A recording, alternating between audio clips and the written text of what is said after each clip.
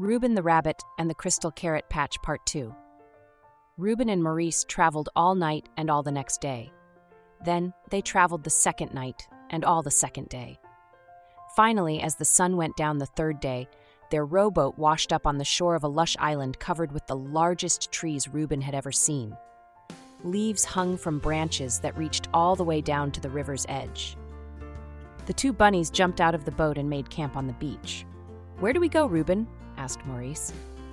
Reuben looked around until he saw a path leading deep into the forest. Magical golden crystals lit the way. Excited, he pointed and hopped away toward the trees. "Follow me," Reuben cried. Maurice followed Reuben, stopping only for a second to touch the magic crystals. They shone brightly and were warm to the touch. Their glow covered his paws and cast a shadow on the white stripe of fur running down Maurice's chest. He kept hopping. Maurice quickly caught up with Reuben and once again gently lifted the smaller bunny onto his shoulders. They moved onward deeper and deeper into the forest. Minutes later, the bunnies reached a circular clearing. The magic crystals made it shine bright as a sunny day. Maurice stopped, reaching up to make sure Reuben was still safe on his shoulder. The two bunnies froze and waited to see if anyone or anything would make a sound. "Who dares to visit me in my magic home?" said a loud, earth-shaking voice. The two bunnies were like statues. Reuben was afraid and Maurice was trembling like a fine branch caught in a blustering wind. "I'll say again, who dares to trespass on me in my magical home?" Maurice took a deep breath and hopped forward toward the voice in the clearing. His whole body shook with fear. Reuben came with him, though he stayed in Maurice's shadow. Should danger appear, he hoped his giant friend would be able to protect him. "We are here to find the magical carrot patch," said Maurice. "Yes," cried Reuben softly. "We came to help my friend here. He doesn't have enough to eat at home." Suddenly, orange and red flames roared up from the ground, reaching into the sky like fiery fingers. The bunnies watched as each magic crystal, one by one, turned from light into flame. The two bunnies were surrounded and unable to escape. "Only my friends can eat from the magic garden," said the voice. "Only those who are worthy." The voice came from all directions. One moment it was in front of them, then beside them, and finally, behind them. Reuben could not tell where it really was. "Sir, may we please take carrots from your garden?" asked Reuben. "We have come such a long way." "What is your name, little one?" said the voice. "And with whom do you visit me?" Reuben hopped forward and stopped a few paces ahead of Maurice. He tugged at his bright green suspenders and hopped back and forth in his spot, frightened to the core. "My name is Reuben," he said. "I live far away in a small village named Bunnyville. My friend is Maurice. He is a kind bunny who is so big that he can never get enough to eat."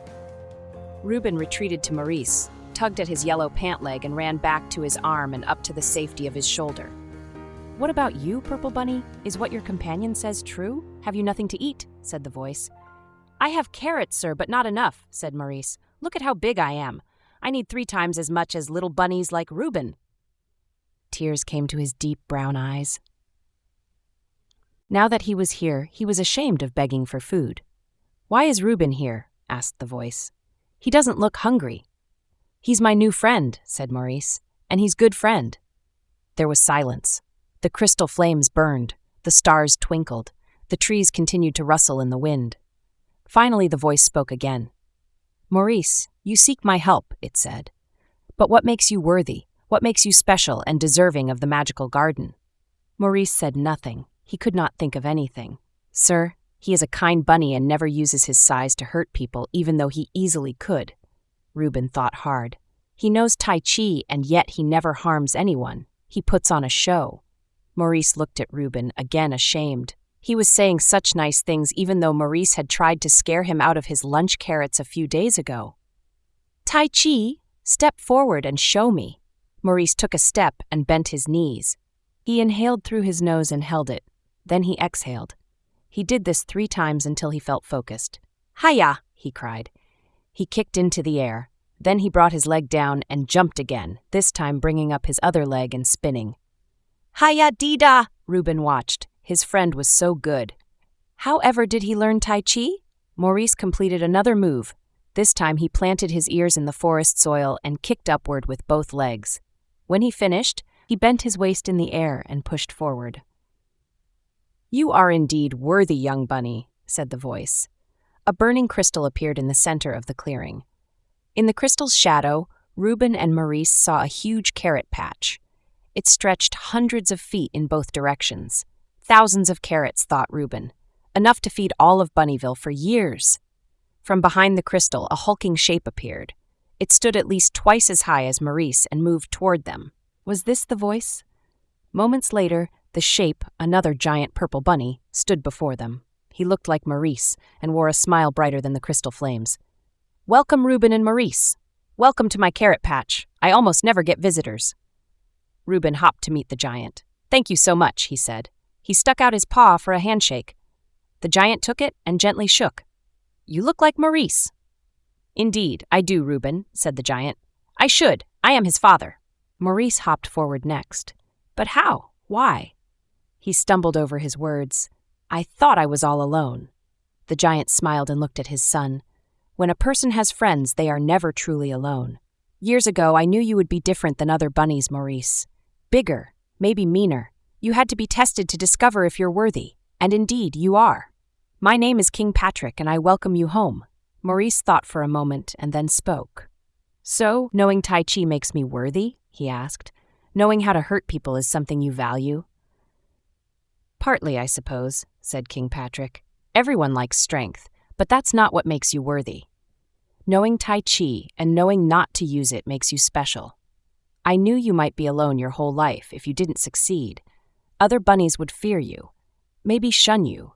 But look, you're here with Reuben, a bunny a quarter your size, and the two of you traveled a great distance in friendship to meet me in the Crystal Carrot Garden.